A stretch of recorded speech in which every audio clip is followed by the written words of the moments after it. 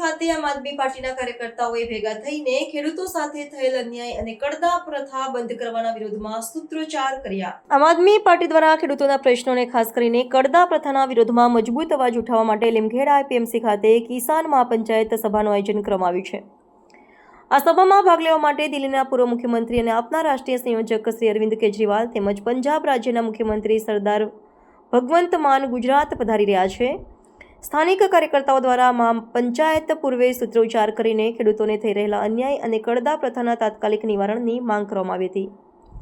આ સભાનો મુખ્ય હેતુ એ ખેડૂતોના સમર્થનમાં મજબૂત અવાજ ઊભો કરવાનો છે, જેઓ કડદા પ્રથાના કારણે આર્થિક શોષણનો ભોગ બની રહ્યા છે। ઉપરાંત ખેડૂતો ઉપર ભાજપ સરકારે ગુજારેલા દમન અને નિર્દોષ ખેડૂતો સામેની કથિત કાર્યવાહી વિરુદ્ધ પણ આ મહાપંચાયતમાં મજબૂત અવાજ ઉઠાવવામાં આવશે।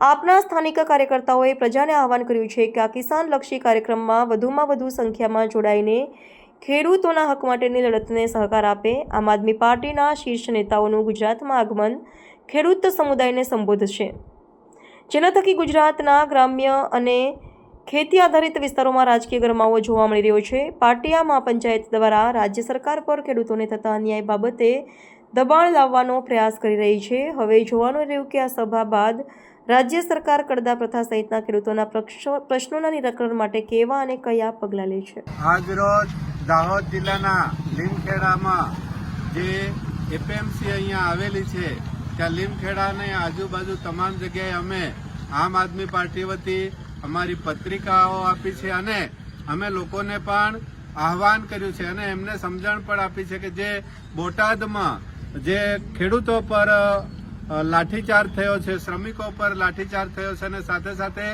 અમારા આમ આદમી પાર્ટીના રાજુ કરપડા, પ્રવીણ રામ જેવા નેતાઓ પર એફઆરઆઈ કરીને આજે જેલ પણ તેમને કરાવી છે।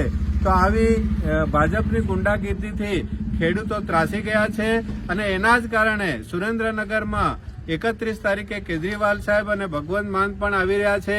તો જે પણ ખેડૂતો છે પૂરા ગુજરાતમાંથી દરેક ખેડૂતોનું કેજરીવાલ સાહેબ પોતે પણ તેમની સમસ્યાઓ જાણવાના છે અને આ ગુજરાતમાં જે કડદા પ્રથા ચાલી રહી છે તેના પ્રત્યે અમે સખત વિરોધ કરીએ છીએ અને આ કડદા પ્રથા બંધ થાય, સાથે સાથે જે અમારા ખેડૂતોને ભાવ નથી મળતો એ ભાવ સરસ રીતે મળે એ માટે ખરેખર અમે આંદોલન કરી રહ્યા છીએ અને ખેડૂતો પણ આંદોલન કરી રહ્યા છે।